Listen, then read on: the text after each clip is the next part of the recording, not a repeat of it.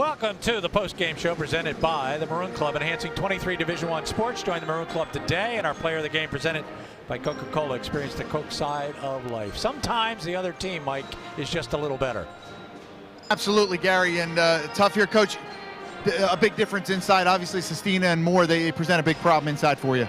They really do, you know, and then we get in foul trouble, obviously, and we just don't have enough depth inside right now, and to sustain that.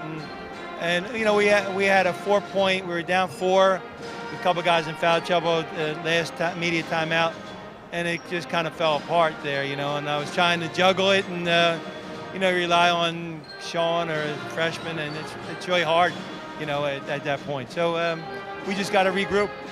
And then on the offensive end, it seems like they have a somewhat of a rim protector in there. You guys had, again, that little lull in there, 7-8 minutes. What can you put your finger on anything at ways to overcome that? I guess it's just a matter of the ball falling in a hoop. Yeah, I guess, you know, trying to get good shots and then knocking them down. We had a couple good looks, and we didn't knock them down. And, you know, your margin of error, because if you don't make it, then we're probably not getting the rebound a lot of times. So we just, as I said, we got to regroup. This is the first time that we've kind of gotten blown out here, and we just got to, you know, figure this out. Okay, Coach. Good luck up in Boston. You appreciate it. Thank you. Alex, we're coming in here. Alex, our Coca-Cola player of the game, 16 points, 3 rebounds, 2 assists. A tough basketball team, probably the best defensive basketball team I think you guys have seen. Would you agree with that? I mean, they were good defensively. You know, they did a good job knowing personnel and just trying to make us uncomfortable. But yeah. Tell me a little bit. I'm thinking about the game as we're going on here in the halftime. Did Wednesday's game, I know all the energy that you guys expounded, do you think that played a little bit into today? I mean, I think we just need to do better. I think we need to come out and manufacture our own energy. You know, being tired isn't really an excuse. So. Understood. And obviously not having Miles inside doesn't give you that point. Did the fact that Sestina and Moore inside change any of your shots? I know you obviously take the ball to the basket as hard as anybody, but they did have a rim protector inside. Seemed to kind of change some of alter some of the shots inside.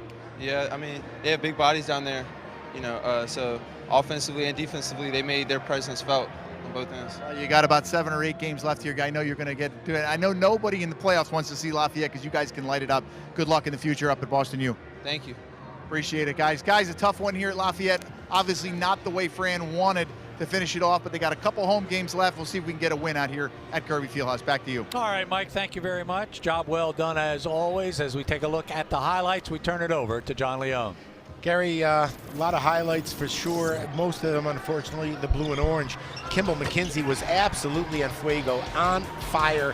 17 first half points. And then Sestina, great little bounce pass dish from Ave Toomer. Sestina is a monster when he gets the ball inside. But Gary, how about this?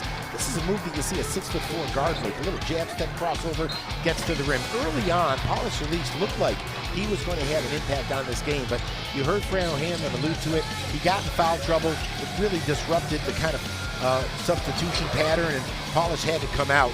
And again, in the second half, Sestina, again, it's not a replay. Anytime he gets the ball around the bucket, I mean, watch this finish. I mean, that's huge contact, body contact, but he's 245, solid muscle. He gets the ball at point-blank range, Gary. He can put up huge numbers. At the other end, how about Funk? I mean, he's only a freshman, and I'm telling you, Gary, he is a promising. They're just going to reload next year with him.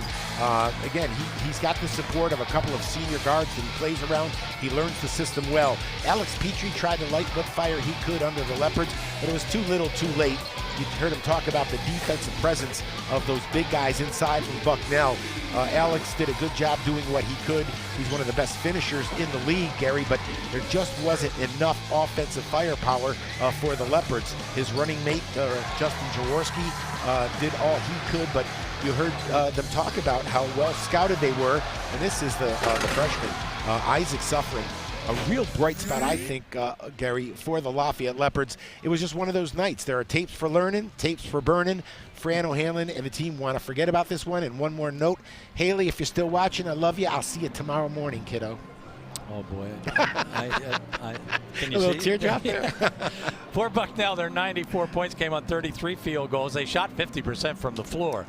6 for 25, however, from beyond the arc. Not so good, but they got to the foul line a lot. 22 for 27. They were led by Bruce Morrow at a double-double, 11 points and 10 rebounds. Nate Sestina with 22 points. Andrew Funk with a career-high 15 points. And Kimball McKenzie, a career-high 31 and a career-high 14 for 15 from the foul line. Bucknell goes to 14-8, 8-2. Lehigh won today. They'll stay tied with the Mountain Hawks for first place. For Lafayette, the 66 points on 24 field goals. They shot just 34%. They will not win with that shooting percentage. 7 for 28 from beyond the arc. That's only 25%.